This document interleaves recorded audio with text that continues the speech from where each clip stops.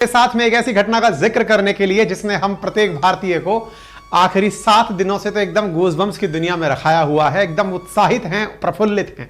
उस प्रफुल्लित पल के अंदर एक और पल ऐड करते हैं और ऐड ये है कि सक्सेसफुल विक्रम लैंडर के चंद्रमा के दक्षिणी ध्रुव पर उतर जाने के बाद में लैंडर से निकलकर प्रज्ञान रोवर भी बाहर आ चुका है। बाहर आने का वीडियो भी आ चुका है और पूरी तरह से इसरो ने उसके बारे में यह भी कह दिया है कि यह सक्सेसफुल लैंडिंग है और साथ ही साथ उस रोवर से जुड़ी हुई जो भी तस्वीरें हैं वो आना अब शुरू भी हो चुकी हैं। आज के सेशन में हम वो बताएंगे, लेकिन एक कंपाइलेशन है जो हमें आपके लिए बहुत ही अच्छा मिला। एक बार आपको वो सुनाते हैं जिससे आपको पता चलेगा कि दुनिया ने किस प्रकार से न्यूज मीडिया के माध्यम से, प्रिंट मीडिया नहीं बल्कि जो आप देखते हैं विजिबल मीडिया, उसके माध्यम से रिएक्शन दिया। जरा ये देखिए, हाल ही में आप सबने प्रॉपर तरीके से ये सब सुना था कि 23 अगस्त की जगह 27 को चांद पर उतरेगा, इस तरह का हमने एक वीडियो दिखाया था। आपने प्रॉपर तरीके से हमारे वो सेशंस देखे थे जिसमें हमने बताया किस प्रकार से चंद्रयान की क्या स्थिति रही और कैसे चल के चंद्रयान काम कर रहा है। अमेरिका का ऑडियो चैनल, हर किसी की नजर में, हर किसी की सुर्खी में India. Singapore, spacecraft on the moon's south pole. India has become the first nation to successfully land a spacecraft near the south pole of the moon. The country's PM Narendra Modi has praised the achievement, saying that the mission's success. The spacecraft Chandrayaan-3 is attempting one of the first to land on the moon's south pole. India is the first country in the world to land a spacecraft. First country. South Pole, a moment of history for the country. ये news क्यों दिखा रहा हूं मैं आपको? क्योंकि ultimately दुनिया के हर डेवलप्ड नेशन का आपने मेन लाइन मीडिया सुन लिया, तभी तो पाकिस्तान के बारे में जानने का मन करेगा कि पाकिस्तान ने क्या कहा।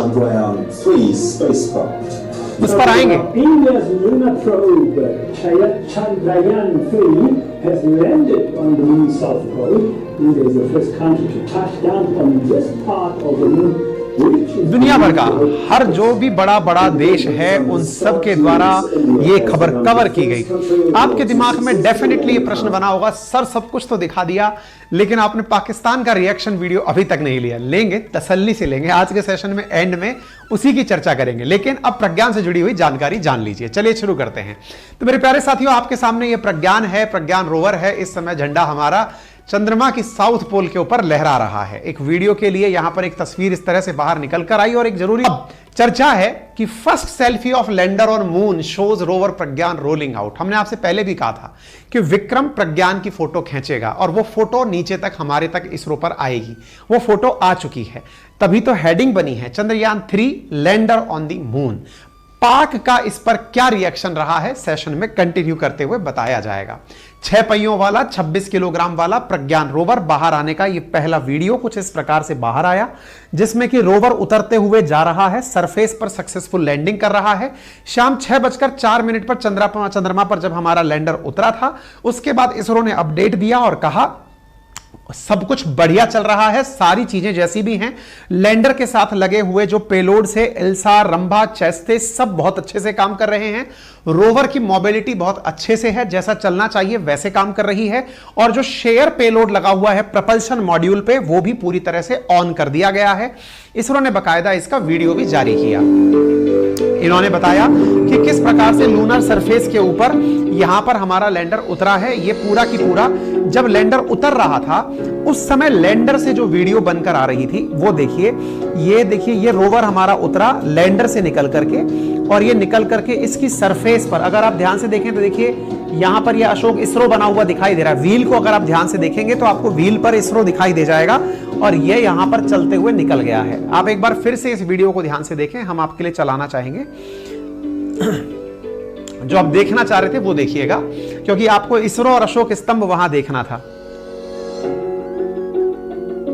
ये देखिए, इसके व्हील को नोटिस करिएगा तो आपको अचानक पता चल जाएगा सारी चीजें। अब आप इस व्हील को अगर आप नोटिस करेंगे, ये इसरो का बैज लगा हुआ है इसके ऊपर, ठीक है।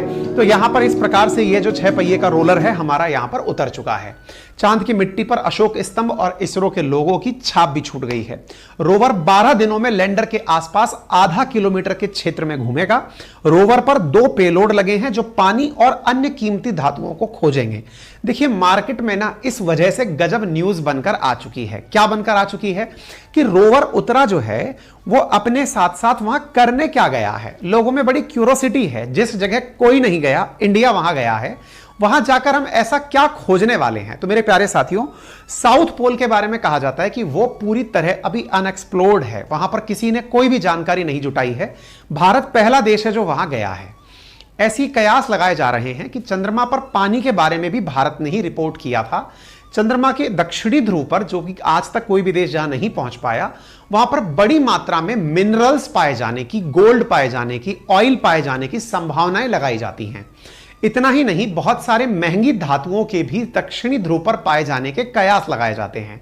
हमारा रोवर जब यहां पर जाएगा तो वो कीमती धातुओं की यहां पर खोज करेगा, अपने द्वारा सैंपल कलेक्ट करके देखेगा और उनकी फोटोज भारत तक भेजेगा। कुल मिलाकर के एक चंद्र दिवस, जो कि यहां पर भारत का जो दिवस है वो एक दिन का जिसको आप मान रहे हैं, यहां पर वो 14 दिन का है और वो यहां पर रहेगा। कुछ इस प्रकार से यह अपना रोवर उतर चुका है। इसरो को इसने प्रॉपर तरीके से अपने निर्देश भेजने शुरू कर दिए हैं और प्रॉपर तरीके से लैंडर 500 मीटर की दूरी जो है वो आधा किलोमीटर की दूरी यहां के आसपास के क्षेत्र में कवर करेगा। इसी बीच में एक सुर्खी और आने लगी, और वो क्या था? चीन के द्वारा भेजा गया एक रोवर और चल रहा है चंद्रमा पर, जिसका नाम है U22। उनका जो चल रहा U22 है उससे हमारा रोवर काफी दूर है, वो दक्षिणी ध्रुव पर नहीं है। U22 नाम का जो ये चंद्रमा पर भेजा गया चीनी रोवर है, ये 2019 से चंद्रमा की सरफेस पर है। आप इसे देख सकते हैं। जनवरी 2023 के अंदर भी ये टिका हुआ है। 2018 में इसे भेजा गया था। जनवरी 3, 2019 से U22 नाम का जो रोवर है वो चंद्रमा पर ही काम कर रहा है और अभी भी चीन के तरफ से भेजा गया यह रोवर काम प्रॉपर तरीके से कर रहा है। चंद्रमा पर रोवर भेजने का जो चीनी सिलसिला है वो 2013 में चांग E3 मिशन के साथ शुरू हुआ था। U2 नाम से इनके द्वारा एक भेजा गया रोवर था। उसके बाद इन्होंने U22 भेजा और 2003 में U23 भेजेंगे। 2026 के अंदर इनका मिशन जाएगा। इनका उद्देश्य वहां पर वही सब चीजें ढूंढना है जो हम ढूंढने दक्षिणी ध्रुव पर गए हैं। एक प्रकार से आप सबके मन में यह भावना तो पैदा हो चुकी होगी कि कुछ ना कुछ तो चांद पर ऐसा है जिसकी हमें जानकारी नहीं है, जिसे खोजने के लिए दुनिया जा रही है और कुछ ऐसा अज्ञात वहां पर मिल रहा है। और यही कारण है कि हर देश वहां जाने की कोशिश में लगा हुआ है। अमेरिका वहां जाकर बेस बनाने की बात करता है, रूस वहां जाकर मटेरियल उठाकर लाता है, चीन वहां पर 2-3 साल से डटा हुआ है, अपना रोवर चला रहा है। चंद्रमा पर कुछ तो ऐसा है, यही चीज लोगों के अंदर बहुत सारे सवाल खड़े कर रही है। एनीवे, कुछ तकनीकी जानकारी भी प्राप्त कर लीजिए मेरे प्यारे साथियों। जो चंद्रमा पर भेजा गया चंद्रयान 3 रोवर है, इसके साथ 6 पहिए लगे हैं। 50 वाट का पावर जनरेशन सोलर एनर्जी से ये कर पाएगा। चंद्रयान 3 के 3 हिस्से थे। इनमें से एक था प्रपल्शन मॉड्यूलर, एक था लैंडर और एक था रोवर। जिस प्रकार से चंद्रयान 2 जब भेजा गया था तब उसके 3 हिस्से थे, ऑर्बिटर, लैंडर और रोवर। ऐसे ही यहां पर ऑर्बिटर के स्थान पर प्रपल्शन मॉड्यूल की बात की गई है, दूसरा लैंडर की और तीसरा रोवर की।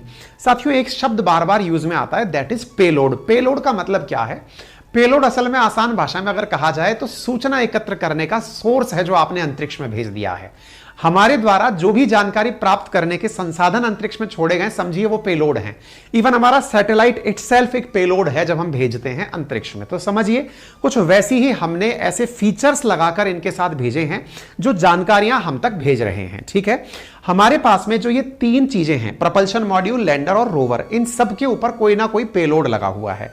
कुल मिलाकर 7 पेलोड लगे हैं। अगर आप कोई प्रतियोगी परीक्षा की तैयारी कर रहे हैं तो ये जानकारी याद रखिएगा। इनमें से जो एक पेलोड है उसका नाम शेप है और वो चंद्रयान 3 के प्रपल्शन मॉड्यूल पर लगा हुआ है। यह चंद्रमा की कक्षा में चक्कर लगाकर धरती से आने वाले रेडिएशन की जांच कर रहा है। यानी जिस प्रपल्शन मॉड्यूल से निकलकर, जैसे लास्ट टाइम ऑर्बिटर से निकल करके हमारा लैंडर और रोवर बाहर आए थे, बिल्कुल वैसे ही प्रपल्शन मॉड्यूल से निकलकर यह काम कर रहा है। लैंडर पर 3 पेलोड लगे हुए हैं। लैंडर जो कि लैंड किया है, उस पर जो 3 लैंडर पर पेलोड लगे हैं, विद्यार्थी वर्ग विशेष रूप से इन चीजों को ध्यान रखें। रंभा, चास्टे और इल्सा, इनकी फुल फॉर्म क्या है वो भी हम बताएंगे। और प्रज्ञान पर 2 पेलोड लगे हुए हैं। इनमें से एक इंस्ट्रूमेंट अमेरिकी स्पेस एजेंसी का भी है जो कि लेजर रेट्रो रिफ्लेक्टर के नाम से लगा है और यह भी लैंडर पर ही लगा हुआ है। यानी एक प्रकार से लैंडर पर 4 पेलोड लगे हुए हैं। तो प्रपल्शन मॉड्यूल में जो पहला जो लगा हुआ हमारा पेलोड है उसका नाम शेप है। यह स्पेक्ट्रोपोलरिमेट्री ऑफ हैबिटेबल प्लेनेटरी अर्थ है। इसका कार्य पृथ्वी से जो रेडिएशंस चल रही हैं उनका अध्ययन करना है।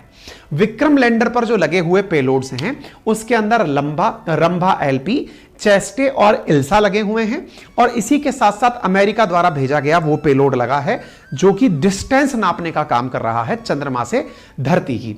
इसी प्रकार प्रज्ञान पर लगे हुए हैं APXS और एक लगा हुआ है LIBS। APXS जो लगा हुआ है ये चांद की मिट्टी और चट्टानों के एलिमेंटल कंपोजिशन को नापेगा। असल में ये जो APXS है ना, alpha particle x ray spectrometer, elements का टेस्ट करने के लिए कि कौन सी कीमती और महंगी धातु यहां है, उनकी टेस्टिंग का कार्य इसी APXS के पास है। ऐसे ही ये जो LIBS आप यहां देख रहे हैं, लेजर इंड्यूस्ड ब्रेकडाउन स्पेक्ट्रोमीटर, ये यहां पर चांद की सतह पर केमिकल कंपोजिशन और मिनरल कंपोजिशन की अध्ययन करेगा, अर्थात चांद की मिट्टी में पानी है या नहीं और कौन सा मटेरियल यहां पाया जा सकता है उसकी। तो ये दो बहुत ज्यादा इंपॉर्टेंट है, इन्हें आप लोग यहां पर जान सकते हैं। भारत का चांद पर इतिहास, चूंकि अब तो सभी को याद हो चुका होगा कि प्रथम चंद्रयान 1 हमारा 2008 में गया, दूसरा 2019 में और तीसरा 2023 में चंद्रयान 23 गया। ठीक है, 14 दिन ही क्यों रुकने वाले हैं? क्योंकि जब रात हो जाएगी तो यहां का तापमान -100 डिग्री चला जाता है, जिसकी वजह से हमारे ये जो लगे हुए पेलोड हैं ये काम नहीं कर पाएंगे। इस वजह से चंद्रमा का जो दिन है वो 14 दिन का होता है। इंडियन दिन की, मतलब अपने अर्थ के दिन की अगर हम बात करें तो वह 14 दिन के बराबर होता है। इसलिए वो सोलर पैनल से ऊर्जा एकत्रित करके चलता रहेगा, इसलिए 14 दिन के लिए भेजा गया। ये कुछ वो चीजें हैं जो हमने आप लोगों की जीके को अपडेट करने के लिए बता दी हैं। अब सवाल बनता है कि चंद्रमा पर पहुंचते समय इसरो के सितारे कौन से रहे जिन्होंने इस प्रकार से हमको राह दिखाई। तो इनमें से दो सबसे चर्चित चेहरे जो इस समय पूरे देश में हैं, इनमें से एक हैं एस सोमनाथ, जो कि पूरे मिशन की जिम्मेदारी लेकर इसरो के चेयरमैन के पद पर हैं, और दूसरे हैं पी वीर मुथुवेल, जो कि चंद्रयान 3 के समग्र मिशन के प्रभारी हैं। तो ये भी नाम आप लोग याद रख सकते हैं अगर विद्यार्थी हैं। बाकी पूरी टीम आपके साथ में है। इस पूरी टीम ने किसने क्या क्या किया, ये पूरी जानकारी मैं आप लोगों को इस सेशन के कंप्लीट होने के बाद हमारे टेलीग्राम चैनल अंकित अवस्थी सर और GK by Ankit Awasthi sir, जो कि वेरीफाइड टेलीग्राम्स हैं, उनके ऊपर मैं शेयर कर दूंगा, आप वहां से इन्हें डाउनलोड कर लीजिएगा। ठीक है, तो ये मैंने आपको वो जानकारियां बताई हैं जिसकी वजह से आप लोगों को थोड़ा नॉलेज अपडेट हुआ होगा चीजों के बारे में। अब सवाल यह बनकर आता है कि हमने ये सारी चीजें देख ली, इसके साथ साथ आने वाले समय में क्या संभावनाएं हैं इस मिशन के हो जाने के बाद। तो साथियों, माना जा रहा है कि हमारे इस मिशन के कंप्लीट होने से भविष्य की बहुत सारी अपेक्षाएं भारत से जुड़ गई हैं। भारत के लिए आने वाला समय भविष्य के बहुत सारे द्वार खोलता है। उम्मीद है कि 2040 तक $100 अरब की इंडस्ट्री बन जाएगा भारत। किसके मामले में? स्पेस के मामले में। और ऐसी स्थिति में भारत की जो अंतरिक्ष इकोनॉमी $8 लाख तक पहुंच जाएगी 2040 तक, जो कि मात्र 66,400 करोड़ रुपए की फिलहाल है। इतनी ज्यादा सफलता आने वाले समय में भारत में बहुत सारे नए स्टार्टअप्स को जन्म देगी। जैसे नासा के द्वारा जब कोई मिशन सक्सेसफुल किया जाता है तो प्राइवेट प्लेयर्स उतर कर आते हैं, जैसे स्पेस एक्स हो या फिर ब्लू ऑरिजिन हो। ये सारी वो कंपनियां हैं जो अमेरिका में प्राइवेट हैं, ऑरिजाना हो, ये सब लोग करती क्या हैं? ये प्राइवेट लेवल पर काम करके अपने द्वारा लोगों को अंतरिक्ष में ट्रैवल कराने का, मिशन भेजने का काम करती हैं। इससे इन्वेस्टमेंट आता है। ऐसे ही माना जा रहा है कि इसरो ने मार्केट को बहुत ही सस्ते दाम पर बहुत ही अल्टीमेट डिलीवरीज दे दी हैं। इसका मतलब आने वाले समय में भारत आने वाले इन्वेस्टमेंट के लिए बहुत बढ़िया लैंड कंसीडर किया जा रहा है। निवेश बढ़ेगा, प्राइवेट प्लेयर्स, स्टार्टअप्स लेकर आएंगे, तभी तो दुनिया इस प्रकार का हमारे लिए रिएक्ट कर रही है। पूरी दुनिया के देशों के द्वारा बहुत ही शानदार रिएक्शंस दिए गए। दुनिया के रिएक्शंस के बीच जिस इंतजार में आप बैठे हैं, अब उसकी बारी है पाकिस्तान के रिएक्शंस क्या रहे। चलिए अब शुरू करते हैं मनोरंजन। पाकिस्तान की एक न्यूज़ इन दिनों मीम के रूप में टिकटॉक से काफ़ी वायरल हो रही है, और खबर यह है कि पाकिस्तान के लोग अपने ही देश का मजाक बनाते हुए पाए गए हैं, और वो इस बात पर कि हम तो पहले ही चंद्रमा पर रहते हैं। इंडिया ने चंद्रयान 3 जहां भेजा वहां तो हम रहते ही हैं। अब आप पूछेंगे वो कैसे? सारी सिलसिले दर सिलसिले आपको सारी खबरें बताई जाएंगी। सबसे पहले आपको कुछ बातें याद दिलाते हैं। मेरे प्यारे साथियों, हर व्यक्ति के पास नॉलेज हो आवश्यक नहीं है। जैसे इंडिया में भी बहुत सारे नेताओं के चंद्रयान 3 पर बहुत सारे वीडियो वायरल हुए हैं, जिसमें से कुछ लोग कह रहे हैं कि जो यात्री गए हैं उनको हम बधाई देते हैं, कुछ लोग कह रहे हैं कि साहब धरती के चक्कर काट रहा है। बहुत सारे नेताओं को सभी प्रकार की जानकारी हो, यह अपेक्षित भी नहीं है। अगर हो जाती है तो उन्हें एक समझदार कैटेगरी के अंदर आप और ऐड कर लेते कि इन्हें विषय की समझ है। खैर, पाकिस्तान के साइंस एंड टेक्नोलॉजी मिनिस्टर की समझ क्या है, आप उसको सुने। यह है फवाद चौधरी। 2019 में जब भारत ने चंद्रयान 2 भेजा था, इमरान खान सरकार के अंदर यह व्यक्ति पाकिस्तान के साइंस एंड टेक्नोलॉजी मिनिस्टर हुआ करते थे। इनका बयान उस समय गजब वायरल हुआ था। इनका बयान था, जब चंद्रमा धरती से ही दिख जाता है तो वहां जाने की जरूरत क्या है, खोज तो साइंस में उसकी होनी चाहिए जिसके बारे में नहीं पता है।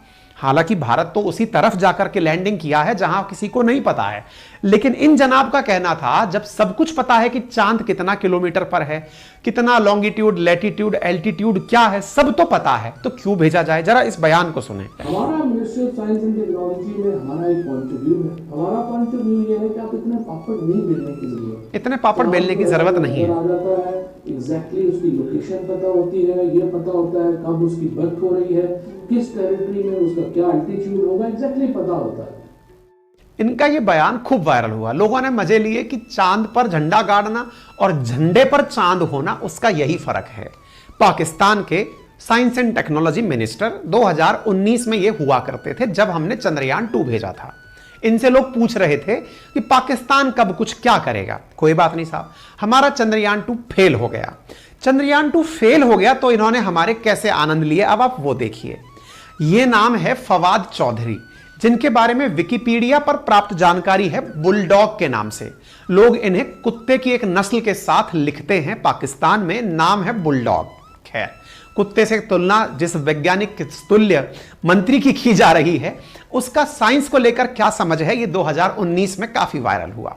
2019 में इन्होंने भारत के चंद्रयान 2 पर भारत की काफी किरकिरी की। इन्होंने कहा, और जो काम आता नहीं पंगा नहीं लेने का, डियर इंडिया। इंडिया की स्पेलिंग आई से नहीं, एंडिया, यानी हमको एंड करने की सोचने वाले लोग थे ये। खैर, इनका खुद का एंड हुआ 2022 में, इनसे सत्ता छीन ली गई। इमरान खान की सत्ता हटा करके शहबाज शरीफ आए, इनका पद भी चला गया, इन्हें जेल भी जाना पड़ा। खैर, इनका फिर दूसरा बैक टू बैक ट्वीट था उसी समय पर कि इंडिया के लिए एंडिया, only way now you can reach moon is through Bollywood. अब तुम केवल बॉलीवुड के माध्यम से चांद पर जा सकते हो और फालतू की चीजें मत करिए। ऐसे ही इन्होंने कहा कि आप लोगों का मिशन शक्ति भी फेलियर था और अब चंद्रयान भी आपका फेलियर है, ऐसा कचरा करने की क्या जरूरत है। ऐसे इन्होंने लिखा, वेस्टिंग मनी करने का कोई मतलब नहीं है। इन्होंने कहा कि अभिनंदन को आपने एलओसी पार करके चाय पीने के लिए भेजा। ऐसे ही कश्मीर मसले पर भी इन्होंने अपना राग अलापा। इन्होंने हमारी 2019 में बहुत जबरदस्त तरीके से ट्रोलिंग की, लेकिन यही तो ट्रोलिंग है जो जज्बात बदल देती है, वक्त बदल देती है। आप सोचिए, यह व्यक्ति जिसने इस तरह की बातें लिखी थी, इसके वक्तव्य अब पढ़िए। 2023 का समय है, क्या लिखता है जरा सुनिए। Pak media should show Chandrayaan moon landing live tomorrow at 6:15 PM. Historic moment for humankind, especially for the people, scientists and space community of India. Many congratulations. ये तो बिल्कुल वो वाली चीज याद आ गई। वक्त बदल दिए, जज्बात बदल दिए, जिंदगी बदल दी आपने, हैं? ऐसा क्या हुआ भैया बुलडॉग? आप वही तो व्यक्ति हैं जिनके हिसाब से चंद्रमा पर जाना कोई मायने नहीं रखता था। अचानक आपका मिशन कैसे बदल गया?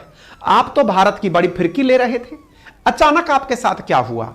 पाकिस्तान के लोग आपसे ज्यादा समझदार हो गए। पाकिस्तान के लोगों ने यह कहा कि भारत पाकिस्तान से कम 100 साल आगे चला गया है। इतना ही नहीं, कुछ का तो मानना है कि जो काम हम कर ही नहीं सकते, भारत वो करने चला गया है। मैं आपको एक इंटरव्यू सुनाता हूं जिसके कारण से यह स्थिति हुई। चलिए, आप कुछ अखबारों की कटिंग देखिए कि पाकिस्तान के लोगों ने और पाकिस्तान के अखबारों ने भारत की इस बात को कितना अच्छे से लिया है। आप देखिए, यह इस्लामाबाद पोस्ट है जिसने मेन फ्रंट पेज पर लिया, Chandrayaan 3 successfully completed historic landing. दुश्मन देश के फ्रंट पेज पर अपनी खबर है।